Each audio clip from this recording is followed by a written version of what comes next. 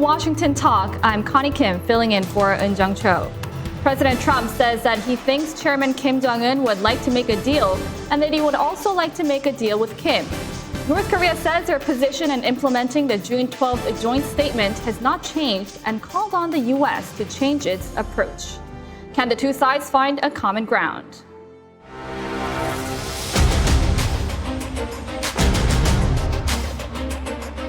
Chairman Kim would like to make a deal, and I'd like to make a deal with him. I look forward to seeing him at the appropriate time.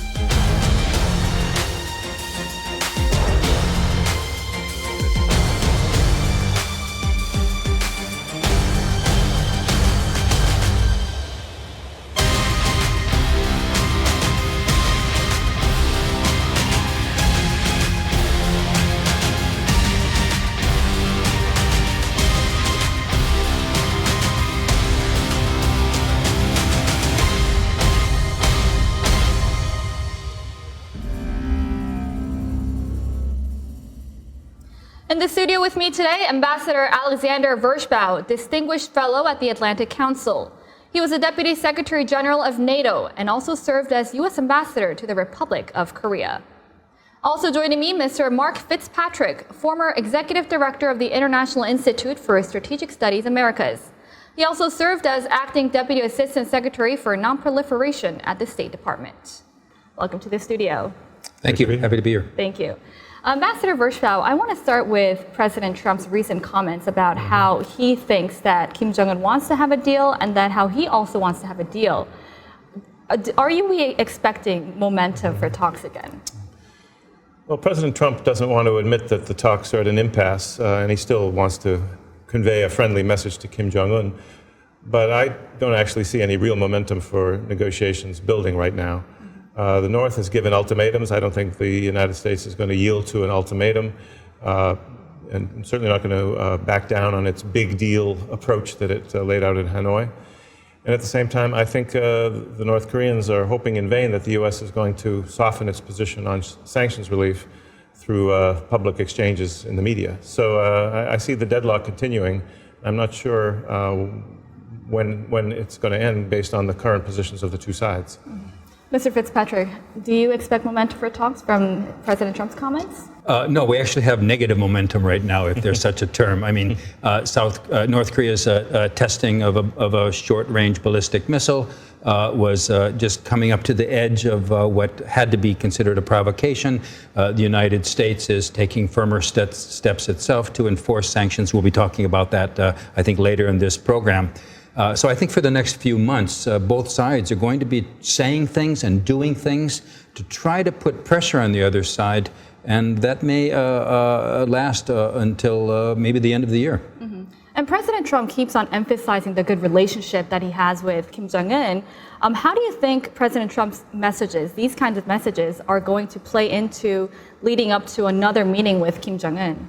Well, I think that his friendly messages may give the false impression to Kim Jong-un that Trump wants a deal more badly than appeared at the end of Hanoi, and that he may, if they engage on a personal level, Kim Jong-un may get a better deal than was offered at Hanoi. The U.S. needs to send much more consistent messages between people like John Bolton and Secretary Pompeo and the president himself. Mm-hmm.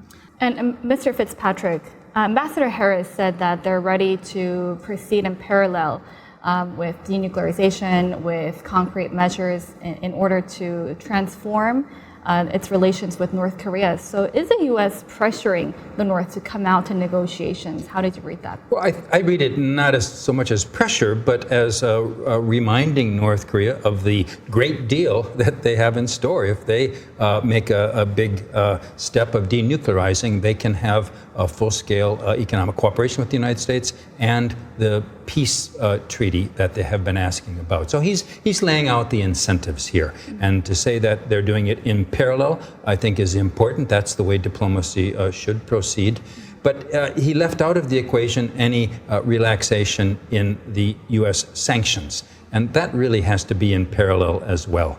Yeah, I would agree with that. That's the major flaw in the U.S. position. Yes, a step-by-step approach is the only realistic way we're going to achieve denuclearization. It's not going to happen in a big bang all at once. And I think peace will take time to build, and it involves building trust and confidence, scaling back military confrontation. But the missing piece in the U.S. position is offering some limited sanctions relief somewhere in the middle of the process so that the North can at least take home some rewards for providing its first steps towards denuclearization. The administration still has an all-or-nothing approach to sanctions relief, which I think is a formula for deadlock. So, Ambassador, you mentioned easing of sanctions. I want to come back to that point later. But in the meanwhile, North Korea's foreign ministry says that the U.S. has to change its approach and that the fate of the June 12th joint statement is unclear if it continues to push for its anti-North Korea policy. So how can we read into North Korea's statement here? Well, North Korea is very disappointed, obviously, by what happened in Hanoi and is trying to, let me say, bully the U.S. into softening its position, which isn't going to work. It's certainly not going to work through public ultimatums. So what I think needs to happen is for the North to find a way back to expert-level talks, even informally, to see whether the framework for a mutually acceptable deal, which I think has to be based on a step-by-step approach, can be agreed. The U.S. in that discussion needs to give some indications that the North will begin to get some relief from the sanctions. If we also look at the statement, it also says that North Korea is ready to implement its June 12th statement. So are they willing to come out to talks? I think North Korea is willing to talk with President Trump. They're not willing to talk with anybody below Trump. Steve Biegun hasn't had any meetings with whoever his counterpart is supposed to be. Secretary Pompeo has been denigrated by the North Korean media. So, I think North Korea has correctly deduced that they're going to only get what they want, if anything, from President Trump. He's going to be the one to give them the best deal. And sure, they're willing to meet with him. They get a lot out of it, usually. Ambassador, are they signaling that they're willing to talk to the U.S. again? Yeah. Well, I agree that they see the best hope for a solution is dealing face-to-face with President Trump. But at the same time, in Hanoi, they realized that he's not gullible, that he did walk away from the table when they overreached and asked for almost complete sanctions relief in return for very modest steps, and they were even vague what those steps were on Yongbyon. So, but I don't think they've given up on President Trump because he continues to project this very conciliatory line.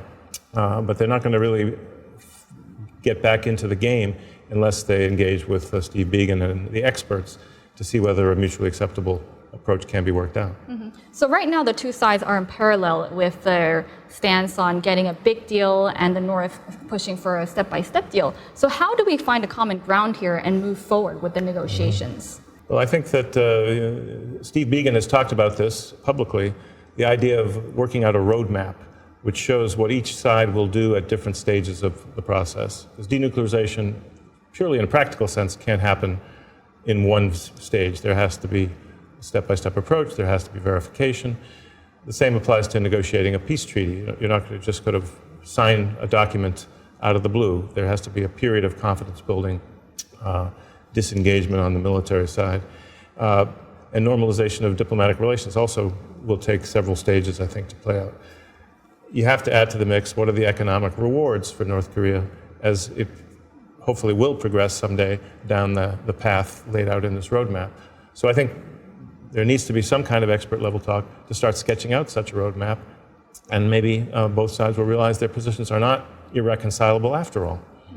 What is your take, Mr. Fitzpatrick? Well, I agree entirely with Ambassador Vershbow about the need for a step-by-step approach laid out like that. I think there are some small steps that North Korea can take to try to change the dynamic right now. And I don't mean the negative step of testing another missile, I mean a positive step.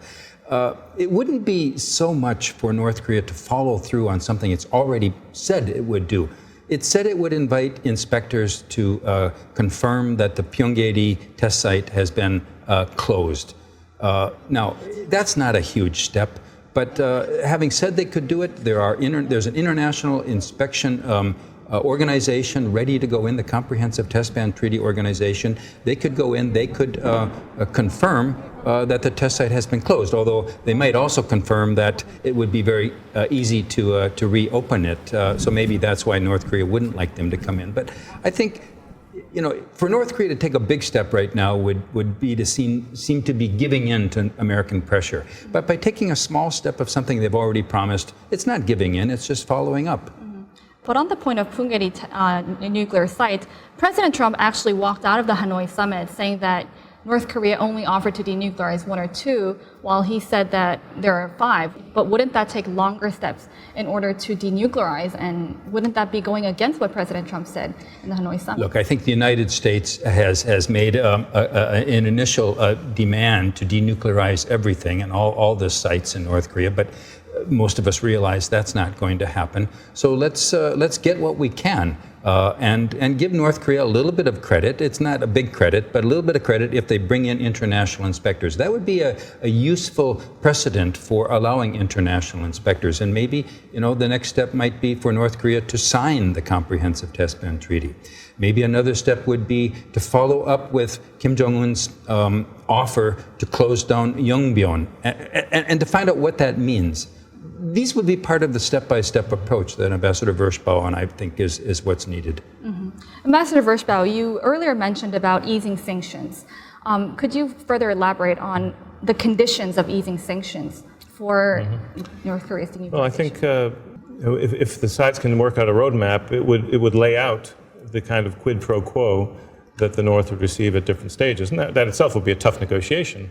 But, for example, if they actually did carry out the complete dismantlement of the entire Yongbyon facility, which would be a quite significant step. It doesn't solve the whole problem, but it's big. I think some significant relief from the sanctions, reopening all the inter-Korean cooperation, perhaps easing some of the constraints on oil imports and coal exports. But to the extent that the U.S. is afraid that the North will pocket these concessions, the sanctions could be lifted with a snapback provision, which would mean that after a period of suspension, the sanctions would come back into effect automatically unless the North had fully delivered on its side of the bargain. So to the extent that the U.S. doesn't want to give anything away for free, a snapback provision could be a useful safeguard. Actually, a lot of experts are mentioning snapback provisions when it comes to easing North Korea's sanctions these days. So where would the snapback provisions be applied to? Would it apply to denuclearizing Yongbyon, or would the North have to denuclearize Yongbyon first, and then would it apply to other facilities? Yeah. Well, I think that would be the stuff of negotiation. Since Yongbyon was at least on the table at Hanoi, even if it was a bit vague and seemed like only parts of Yongbyon, that remains a good place to start. Stopping the production of nuclear material, I think, is a start towards reducing and eliminating the threat posed by the North Korea's nuclear program. I think the way that the lifting of sanctions and the snapback provisions could be actually formalized is through a UN Security Council resolution in which we would get Russia and China to sign up to both the incentive but also to the punishment if North Korea doesn't deliver on its side of the bargain. Before we move on, I want to touch upon the humanitarian assistance that South Korea decided to give to North Korea through UN nations. How do you think this will be effective in moving U.S.-North Korea negotiations forward? What do you think about it? I don't think it's going to be effective at all in moving forward the denuclearization goal. This is a South-North issue. So what it might be effective in doing is breaking the impasse in South-North talks. The North Koreans haven't attended a meeting at the liaison office for, I think, 3 months now. There's a complete freeze in South-North relations. So for the South to make this very generous offer, and if the North accepts it and allows it to go in through the World Food Program, I think it would be a good step in at least South-North relations. What is your take on it, Ambassador? I agree with that. I think it might have at best a marginal effect on the climate for U.S.-North Korean talks. I think the bigger issues are still where the sides need to find some common ground on the denuclearization. What is the commitment of the North Koreans to that ultimately, and what is the U.S. prepared to provide as the reward for carrying out denuclearization.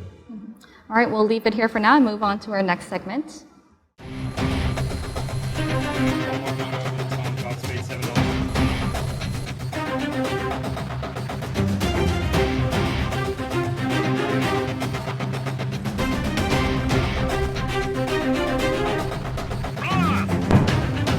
Achieving complete denuclearization of North Korea in a fully verified manner. To address so-called ship-to-ship transfers, the Japan engaged in continued monitoring and surveillance.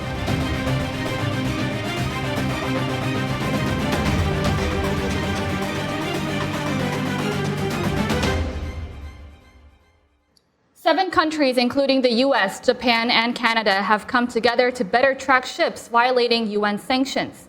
The US, South Korea, Japan defense ministerial meeting underscored the international cooperation to deter and disrupt North Korea's illicit ship-to-ship transfers.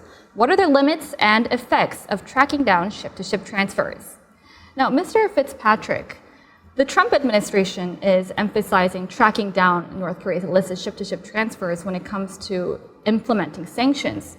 Why is this so important to the Trump administration? This is a very good step because it's something that the United States and its like-minded partners can do by themselves without having the need for universal application. You know, China and Russia are not going to accept any more UN sanctions on North Korea. But concerned states can take steps on their own to enforce the existing sanctions, and that can have more impact in actually impeding the illicit trade. Ambassador, why is this so important to the administration? Well, I think the administration wants to show that when it talks about maintaining the maximum pressure on North Korea, it means business. And closing these kinds of loopholes in the sanctions regime, which have enabled North Korea to both export coal and import fuel oil, that these loopholes are going to be closed, and that hopefully will show the North Koreans that a better solution is coming back to the table. I don't think this is meant just to punish North Korea or the North Korean people. I think it is meant to create leverage for negotiations. And as part of these U.S. efforts, it's been confirmed that the U.S. Coast Guard Cutter Bertholf is now operating in the Yellow Sea. Isn't it unusual for the U.S. military to reveal these kind of operations? Well, it is unusual, but it's not unheard of. And it didn't say exactly where the ship was going. There are a couple of recent examples. U.S. National Security Advisor John Bolton, at the beginning of May, made an announcement that a U.S. aircraft carrier task force was moving into the CENTCOM area near Iran, accompanied by a bomber squad. So this was meant to send a strong signal to Iran. 2 years ago, President Trump, or the White House announced that the Carl Vinson aircraft carrier was going to be moving toward North Korea. Actually, at that time, it was going in the opposite direction, so the signal was muddied. But when you want to send a signal and show resolve, you can talk about where your ships are. Mm-hmm. And what does it mean for a U.S. Coast Guard ship to be deployed in that area? Yeah, well, as I understand it, this is not unusual for Coast Guard ships to deploy far away from U.S. shores to work with our Navy to help defend against encroachments on our interests. And I think upholding sanctions is a legitimate and normal mission for the Coast Guard.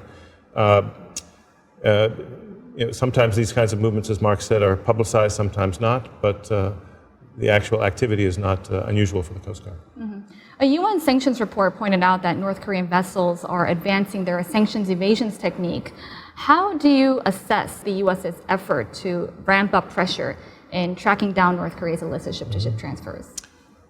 Well, I think that so far it has been effective, at least in capturing one North Korean ship, which certainly made them angry, and I think demonstrated that evading sanctions is going to get harder and harder.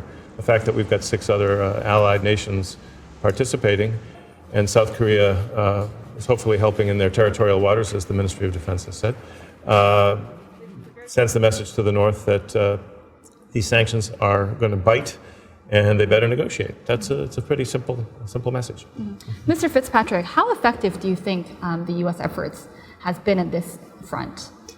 Well, so far they haven't been very effective, as demonstrated by the report you mentioned by the UN panel of experts on North Korea sanctions. They said that North Korea has massively expanded these ship-to-ship transfers. So, sanctions implementation, it's a cat and mouse game. Whenever the cops, the policemen, the world policemen apply new measures, the other side looks for ways to invade them. And North Korea is very well practiced at evading sanctions. They have an advantage because these ship-to-ship transfers take place relatively close to their own ports, so they have a home field advantage. The ocean is massively huge, and it's hard to spot ships. And then it's hard to actually stop them. When the Coast Guard cutter goes up to a North Korean ship, they can impede the transfer of the oil, and maybe the other ship will flee because they don't want to be involved. But the North Koreans aren't going to just give up, and so you could have an incident on the high seas here. We could see some crisis evolving in the months ahead. Well, I remember a U.S. senior official telling VOA that they acknowledge that it's hard to track down North Korea's illicit ship-to-ship transfers. But at the same time, the fact that the U.S. has to worry about it is significant progress because it shows that it has actually cut down ways of North Korea making money in normal ways. Certainly, North Korea has lost the ability to carry out the normal kind of transactions. And having to do ship-to-ship transfers raises the transactional costs for North Korea. It's much harder, it's costly, it's time-consuming. So I think overall the sanctions are certainly having an impact, but they haven't stopped North Korea's ability to import oil or to export coal. Mm-hmm. Well, but the fact that the multinational coalition is coming together to send warships, military surveillance aircraft, I think that's been unprecedented. Yeah, I think this seven-nation cooperation is a new thing. Of course, the sanctions weren't as tough in the past. Now you need this kind of enforcement. And I think that, yes, it is going to be a cat and mouse game, even with the additional ships, but perhaps the other countries' ships that are being used by the North Koreans will get scared off by the increased enforcement. I mean, they want to be able to, first of all, not lose their ships if they were to get confiscated, as the North Korean ship was. They also want to be able to enter ports and do normal business in different parts of the world, and they could get blacklisted if they're caught red-handed engaging in one of these ship-to-ship transfers. So deterrence may be stronger than the actual capture by the seven-nation coalition. All right, we'll move on to our next segment. We'll wrap up our segment here and move on to looking at our photo of the week. This week we have a picture of the opening of the mass games. It's considered to be the regime's most important propaganda event, but it's been accused of widespread human rights abuses, especially to children. After this opening, Kim Jong-un has seriously criticized organizers for their wrong spirit in creation and irresponsible work attitude. What do you make of this photo? I look at these young children and they have these smiles, like false smiles on their faces, and I feel so sorry for them. I've got grandchildren, and I think of if they had been forced to practice mass movements for 12 hours a day for months on end. It is a human rights violation, and we have a picture of it right here. Even though they're smiling, I think they're being tortured. Mm-hmm. Yeah. Ambassador? I agree that this is just another confirmation of the regimentation and the oppression that is routine in North Korea. I mean, these children may be better off than the ones that are starving in the provinces in desperate need of food aid, but it shows that the population of North Korea is the big victim in North Korea's pursuit of nuclear weapons, and they can't put such a positive face on it, no matter how much they try with this kind of propaganda activity. Mm-hmm.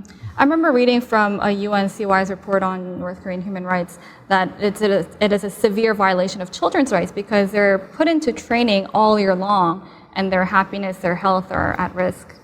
Well, that is ultimately what we hope will happen if we can solve the nuclear issue and begin to open up normal relations and convince North Korea that there's a better way to treat its own people if it really wants to be a stable, prosperous nation going forward. So when Kim Jong-un criticized the organizers of the games for their attitude, I don't know what that meant. I would like to think that it meant that they were being too hard on the children, but I doubt that he had a child's welfare on his mind. All right. Well, Mr. Fitzpatrick, Ambassador Vershbow, thank you for joining us. Thanks for having me. You're very welcome. Thank you. That's all for today's Washington Talk, and from all of us here at Voice of America. Thank you for watching. This has been Connie Kim.